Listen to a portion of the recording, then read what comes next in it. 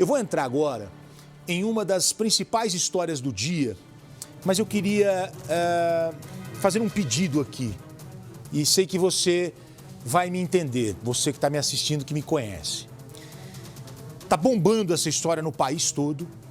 Onde está Andreas von Richthofen, o irmão de Susanne von Richthofen? Ele já tinha se isolado na época da pandemia, nunca mais foi visto. E vira e mexe ele aparecia.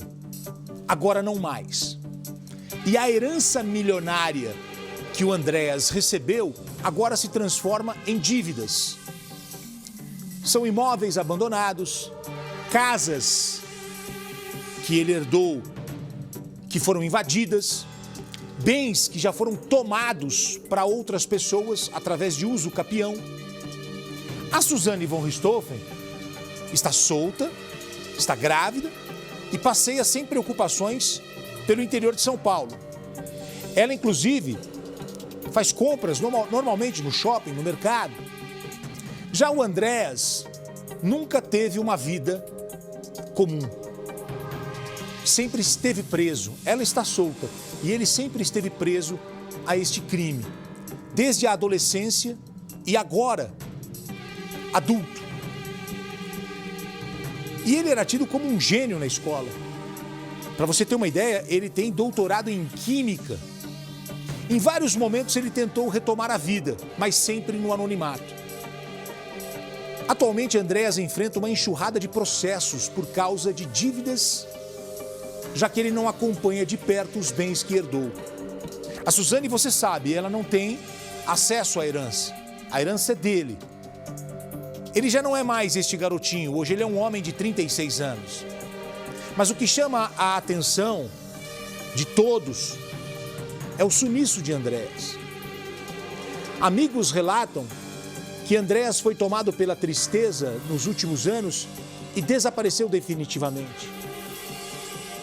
Depois que Susanne passou a cumprir o restante da pena em liberdade, ele se isolou ainda mais. E as pessoas que conhecem estão preocupadas. Será que ele está bem? Será que ele está vivo? Onde será que ele está? E aí eu vou estender o meu pedido. Será que ele não precisa de ajuda, esse rapaz? O Balanço Geral descobriu que ele herdou um sítio em São Roque, no interior de São Paulo. E nós fomos até lá. E eu pedi para o jornalista, para o Marcelo, que está acompanhando a gente nessa reportagem, se você encontrá-lo, mais do que a entrevista para mim é o menos importante. Eu gostaria que você perguntasse a ele se ele precisa de ajuda. Porque talvez esse rapaz esteja sozinho hoje, preso dentro da tristeza que o acompanhou, o pai e a mãe mortos e a irmã envolvida no crime. A irmã se torna uma assassina. Um caso de repercussão nacional que pode passar o tempo que for. Olha quantos anos se passaram, 20 anos se passaram e o caso está aqui. Esse nome, quando você fala Richthofen, todo mundo já sabe do que se trata.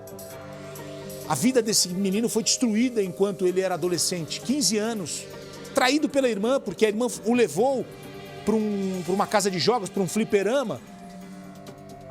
E depois falou, eu te pego depois. E depois a menina voltou para cometer o crime com o namorado e o cunhado. Então, a gente está aqui fazendo reportagem, contando as histórias, faz parte. Mas a minha preocupação é em relação a esse rapaz. Será que ele não precisa de ajuda nesse momento? Eu queria que você acompanhasse essa reportagem especial que nós preparamos sobre Andreas von Richthofen. Vamos lá.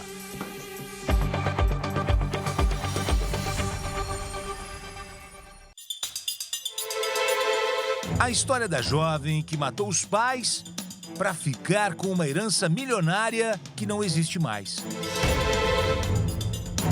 Susanne, presa e condenada. Agora cumpre pena no regime semiaberto. Está livre. O irmão dela, Andreas, preso, dentro da própria mente. O Balanço Geral tenta localizar o herdeiro de uma fortuna de 10 milhões de reais, que teve a vida destruída pela irmã. temos pistas. Vamos seguir alguns passos. A mansão dos assassinatos no bairro do Campo Belo já tem outros donos. Outros imóveis da família Richthofen foram invadidos.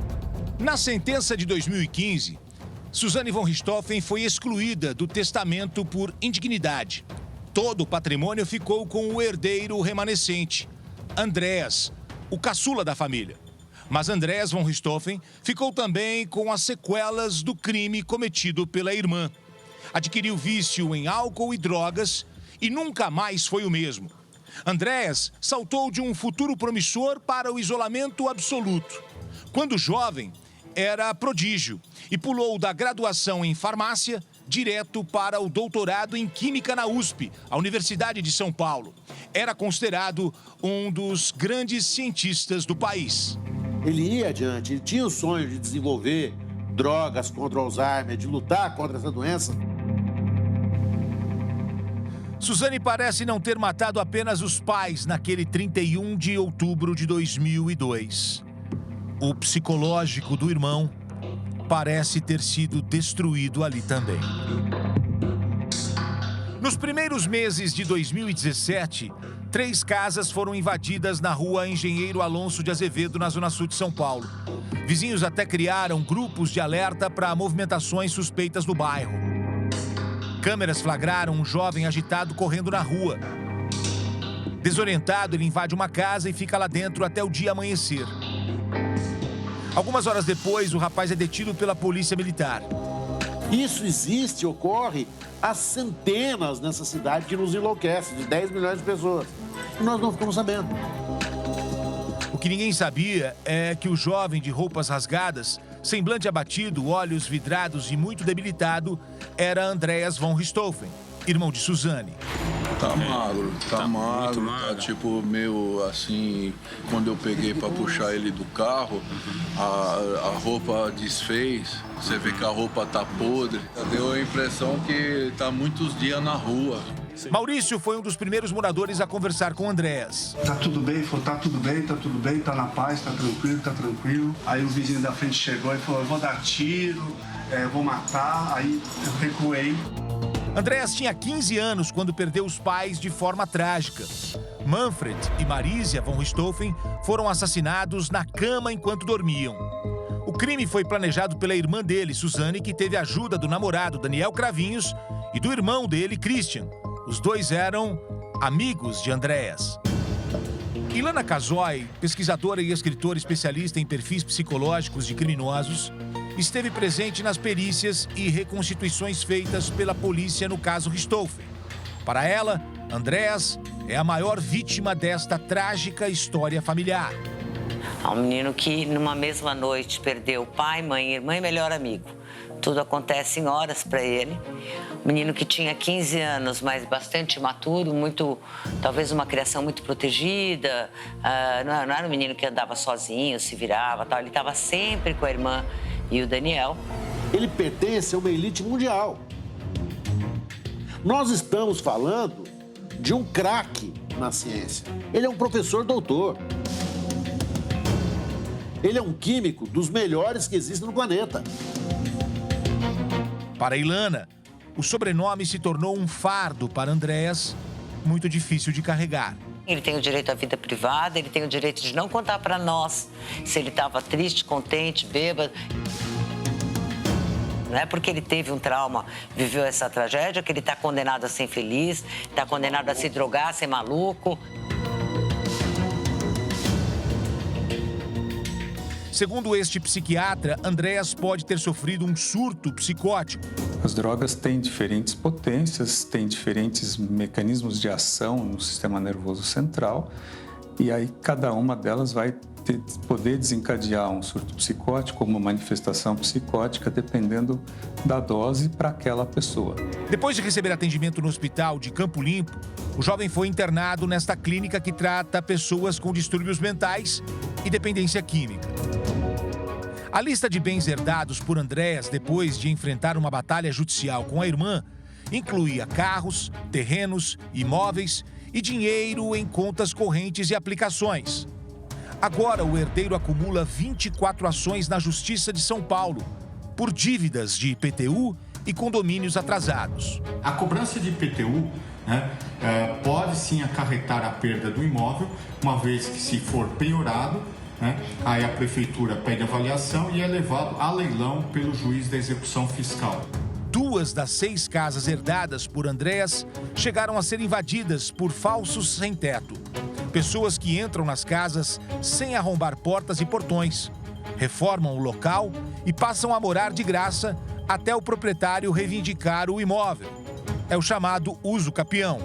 Se essas pessoas invadiram, e ele conseguir obter, junto à justiça, a reintegração de posse, essas pessoas, os invasores, não conseguirão obter o uso capião. Andréas vive recluso desde o início da pandemia da Covid-19, em uma propriedade rural isolada e de difícil acesso. De acordo com testemunhas, ele vive sem internet e sem celular e não tem qualquer controle dos bens herdados com a morte dos pais. Como o lugar é muito afastado, fica difícil até para oficiais de justiça fazerem contato com Andréas para quitar as dívidas. Enquanto isso, a herança milionária vai virando apenas história. E depois que Suzane saiu da cadeia, Andréas simplesmente desapareceu. O Balanço Geral foi até a cidade de São Roque e mostra com exclusividade onde estaria um dos cientistas mais brilhantes da história que teve o futuro destruído por causa da irmã. Muito bem, Gotino, amigos do Balanço Geral, nós estamos aqui em São Roque, nessa região onde há muitas chácaras, sítios, tentando encontrar aqui o endereço, onde estaria o Andréas. Nós estamos numa região bem mais afastada aqui do centro. A gente tem aqui as informações de que realmente ele está confinado e essa propriedade em São Roque, que foi muito, inclusive, falada na época do crime, porque eles teriam planejado também nessa propriedade em São Roque colocar fogo, na propriedade com os pais. No isolamento absoluto, amigos relatam que Andréas é uma pessoa solitária e triste. Ele não conseguiu superar a tragédia familiar. Enquanto a irmã vive uma vida normal em Bragança Paulista, o irmão se esconde do mundo atrás destes muros. Onde está Andréas?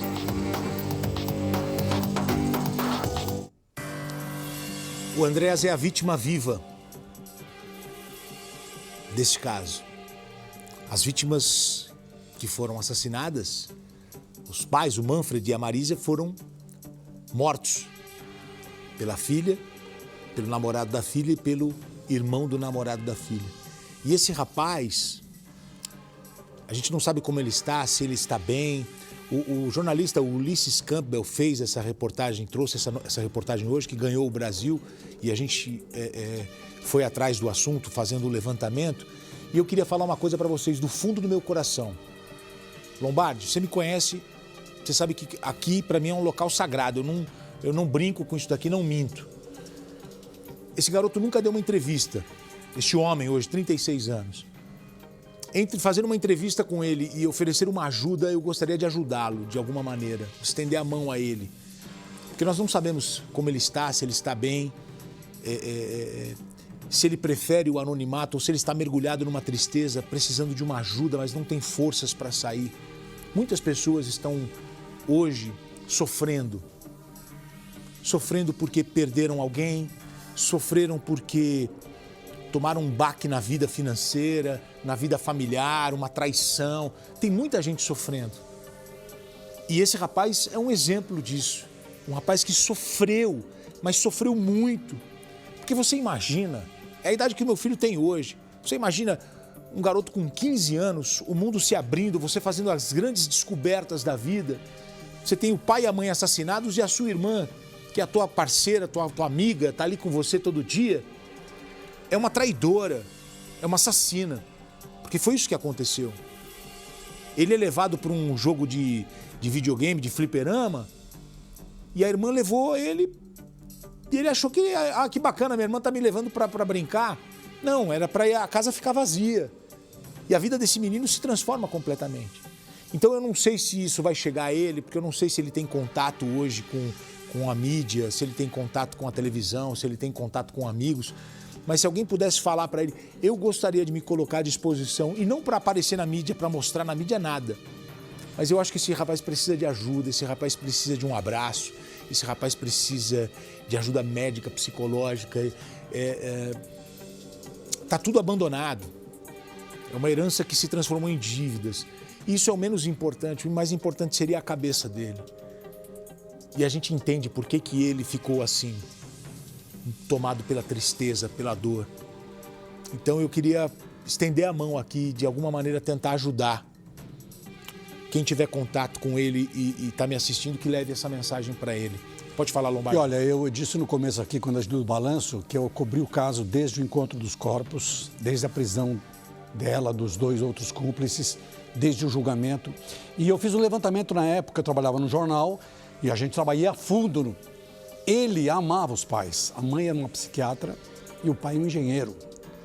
Ela era rebelde já, super rebelde. Estudava num colégio alemão aqui em São Paulo, que é duro, uma educação dura, mas era rebelde. Ela viajava, enganava o pai, viajou com o namorado para o norte, enquanto os pais viajavam para fora, ela enganava os pais. Ele não.